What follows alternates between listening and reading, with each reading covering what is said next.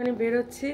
আজকেই হচ্ছে অদ্বৈ শেষ রজনী, সুতরাং অদ্বৈ শেষ রজনীতে না গেলে আবার একটু খারাপ দেখাবে। আমারও খারাপ লাগবে, সবারই খারাপ লাগবে, মায়েরও খারাপ লাগবে। মাও একটু অবশ্য আমাকে একটু বেরোতেই হতো, কেননা আমার কিছু কাজ আছে, মাই আনতে দেয়, জানোই তো বিকেলবেলা এটা ওটা আনতে দেয়, সেই হিসাবে বেরোবো। আর আজকে অদ্বৈ শেষ রজনী, শুধু মিউজিকের আওয়াজ পাচ্ছ। বুক ফেয়ারটা বন্ধ হয়ে গেছে গতকাল। আজকে হচ্ছে অশোকনগর উৎসবের শেষ রজনী। কালকে বুক ফেয়ার, উত্তর চব্বিশ পরগনার বুক ফেয়ারটা বন্ধ হয়ে গেল, আর মানে শেষ হয়ে গেল এখানে। আর এখানে মানে কি এখানেই হয়, আর এখানেই শেষ হয়ে গেল কালকে। দিয়েছি বোধহয় ভিডিও, যে সব সম্বর্ধনা দিয়ে টিয়ে তাদের সিওক করা হলো ভালোভাবে।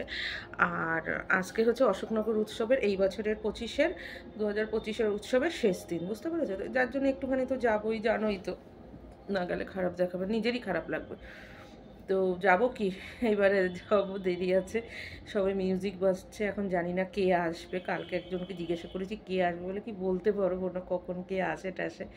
আর অলরেডি কারা কারা এসছে তাও জানে না, সে রোজই আসে, কিন্তু আমার মতো পুলিশকে জিজ্ঞাসা করেছি, সেই বলতে পারিনি, বলে কোনো চার্ট লেখা আছে দেখুন। এই আর কি। হ্যাঁ, তো এসছে, খুব ভালো ভালো জনেরাই এসেছেন। কালকে তো অনেকগুলো ভিডিও করেছি, এখনও পোস্ট করিনি ইউটিউবে, দেবোক্ষণ পোস্ট করে একটু বাদে না, পরে এসে দেবোক্ষণ, বুঝেছো? আর মা বললো যে কিছু আনবি, কী কী আনার কথা সেগুলো বলে দিয়েছে, কালকেও নিয়ে এসেছিলাম। এখন দেখা যাক কি হয়, বুঝতে পেরেছো? এবার যাই একটু হাঁটতে হাঁটতে। আজকে সকালে দাদা এসেছিলো, মাসি এদেরকে দেখতে এসেছিলো, আমার বাড়িতেও আসলো। আমার বাড়িতে এসে উঠে এবার সবার বাড়িতে বাড়িতে যাবে, বুঝতে পেরেছো? আমার বাড়িতে এসে নেমেছে, এবার ওখান থেকে আমাদের আত্মীয় পরিজন সব এখানে না, কাছাকাছি, তো বললাম না একদম হাঁটা পথে তোমার মর্নিং ওয়াক হয়ে যাবে সবার বাড়িতে বাড়িতে, এরকম অবস্থা। এই করে বেরোলাম, একটু সাজলাম বুঝলাম, আজকে একটু সেজেছি, সত্যি আজকে কিন্তু একটু সেজেছি। হ্যাঁ, মানে অনেকক্ষণ সময় নিয়েই সেজেছি আজকে, একটু অনেকক্ষণ না, মানে এইমাত্র খেয়ে, তার মধ্যে যাবো কি, মা এটা খেয়ে যা ওটা খেয়ে যা, নাহলে বাইরে গিয়ে তুই এটা ওটা খাবে। আজকে ভাবলাম একটু খাবো, এটা ওটা, সত্যি আর খাওয়া হলো না। মুড়ি আর তরকারি খাইয়ে দিল। চিন্তা করো, তাহলে আমি আর খাবো বাইরে গিয়ে? জানোই তো আমি অল্প অল্প খাই, একটু একটু করে খাই, আমি একটানা খেতে পারি না, আমার অসুবিধা হয়। মানে আমি একটা বড় বিরিয়ানি আমি খেতে পারি না, এরকম অবস্থা। তো এখন ভাবছিলাম আমিও 20 টাকার বিরিয়ানি খাবো ওখানে গিয়ে, তো এই খেয়েছি আর খাওয়া যায়। এখন দেখি ফেরার পথে যদি একটু খেতে পারি তাহলে আলাদা ব্যাপার। 20 টাকার বিরিয়ানি আমারও খেতে ইচ্ছা করছে, বুঝেছো? তো যাই হোক, দেখা যাক কীরকম হয় এটা। কালকে পাঁপড় এনেছিলাম কতগুলো, মানে 3টে, জানো, একদম মা খায়নি। আর ভালোভাবে দেয়নি পাঁপড়টা, আমি পরে দেখলাম, মানে একেবারে কালো কালো হয়ে রয়েছে, মানে পোড়া তেল রয়ে গেছে। তাহলে আমার মতো অনেকেরই হয়েছে এই জিনিসটা, সমস্যাটা। দাঁড়াও, আজকে ধরবো যদি বুড়িটা বসে। তো সকালে দাদা এসে মেলার থেকে এনেছিলাম, সেটাই দিয়েছি, মিষ্টি, খুব ভালো খেয়েছে। ভেবে যে বাড়িতে করেছি, আমি বলছি না না, আমাদের বাড়িতে করার উপায় নেই বলে বাইরের থেকে কিনে নিয়েছি আমরা, এমন অবস্থা হয়েছে। আর আমি তো করেও উঠতে পারি না, পেরেও উঠি না, আর আমার ভালোও লাগে না, পরিষ্কার কথা। একা একা এইসব নিয়ে টুকরে টাকরে নিয়ে বসে থাকা আমার ইচ্ছা, আমি পেরে উঠি না। এমনিও আমি বলি না আমি বসা কাজ পারি না, আমি সেলাইটাই করতে পারি না কোনো, জানোই তো, আমার দ্বারা এসব হয় না। যে এমন না যে এটা কাজটার ভয়ে আমি করব না, তা নয়, আমি একটা সেলাইও করতে পারি না, আমার ইচ্ছে করে না সেলাই টেলাইয়ের, মানে ছোটো ওই বসা কাজ আমি পারি না। বরঞ্চ আমি করে টোরে এনে দেবো এটা ওটা, সেটা আমি পারি, বুঝতে পেরেছো তো? মানে বাইরের ছোটাছুটির কাজটা আমি পারি।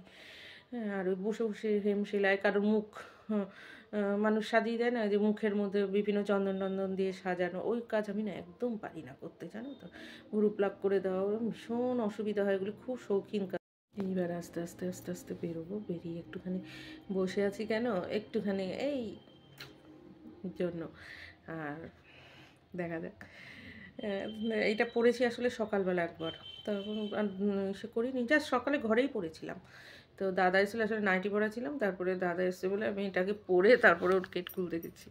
তারপরে ভাবলাম কি, পরেই রয়েছি যখন, পরেছিলাম যখন, তারপর খুলে দিলাম, তাহলে এটা পরেই চলে যায়, আজকে আর ধুইনি।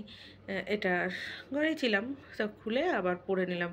এটা হচ্ছে ইন্ডিগো কালার, কিন্তু এখানে কালারটা না, ইন্ডিগোটা আসছে না, কিন্তু এটা ইন্ডিগো কালার।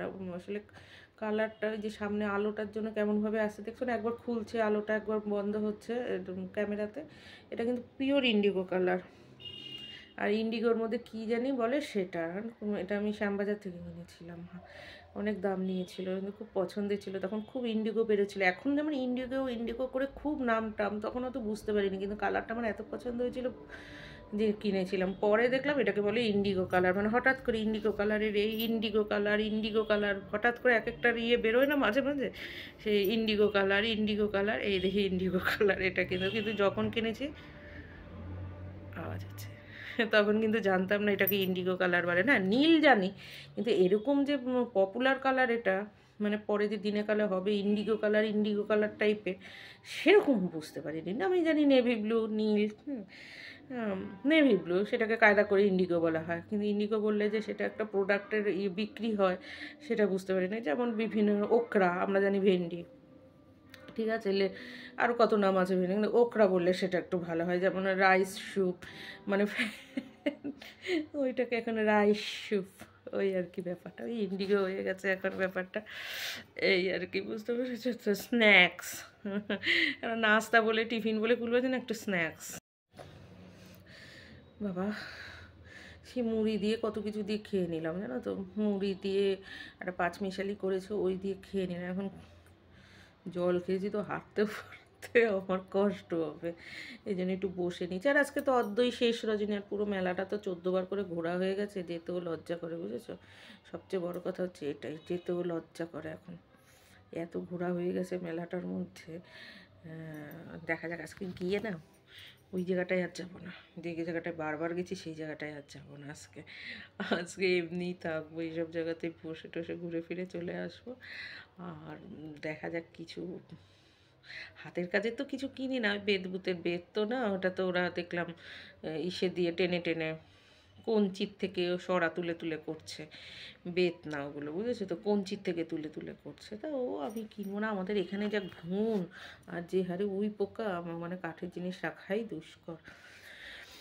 আর দেখা যাক কি কেনা যায়, কিছুই কিনিনি। ভেবেছিলাম বই কিনবো, বই যে বন্ধ হয়ে যাবে সেটাই আমি বুঝতে পারিনি, বই মেলার থেকে আমি বই কিনতে পারিনি। ঠিক আছে, কলেজ স্ট্রিটে তো এত যাতায়াত করে কিনে নেব সেটা না, তবুও ভাবছিলাম হাতের কাছে এসছে, দুখানা বই দেখে এসেছিলাম প্রথম দিন, পরে বুঝতে পারিনি, তারপরে দুদিন যাইনি। এইবার কালকে গেছি যখন, কালকে অলরেডি সব দোকানপাট প্যাকড হয়ে গেছে। আমি গেছিও দেরি করে, কারণ আমি ওর কথা শুনতে শুনতে তারপরে গেছি। বললাম না, বাড়ির সামনে দিয়ে যাচ্ছি যখন, অনেক দেরি করে গেছি, ও ডাকছিল, করতে করতে গিয়ে দেখি দোকান পরে মুসড়ে টুসড়ে বন্ধ করে দিয়েছে, মানে পোটলা বন্ধ হয়ে গেছে।